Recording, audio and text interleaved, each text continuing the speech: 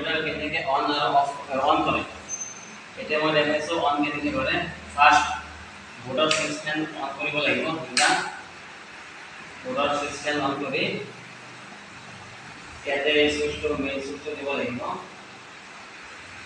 ইয়াৰ পিছত মনিটৰৰ মতে চাই থাকক মনিটৰত আহি আছে মোৰ আগতে ষ্টাৰ্ট হৈছে এণ্টাৰ কৰিলে হৈ যাব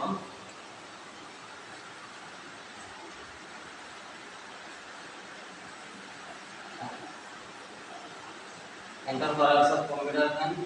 স্পীডত চলাৰ কাৰণে ফাৰ্ষ্ট ৰিফ্ৰেছ মাৰিব লাগিব 3-4 বাৰ ৰিফ্ৰেছ মাৰক ইয়াত থাকিবতো ৰিফ্ৰেছ হয় এইটো অন হ'ল এতিয়া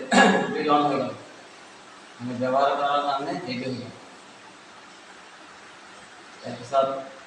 যি লাগি কৰিব তাৰপিছত অফ কৰাৰ কাৰণে একেবাৰে লেফ্ট হোম বটনত যাব তাৰে পৰা শাটডাউন এটা আছে শাটডাউন কৰিব শাটডাউন কৰি অপেক্ষা কৰক শাটিং ডাউন হৈ আছে এতিয়া শাটডাউন হৈ গ'ল টোটেলি তাৰপিছত বুটাৰ ছুইচ দুটা অফ কৰি দিছে হৈ গ'ল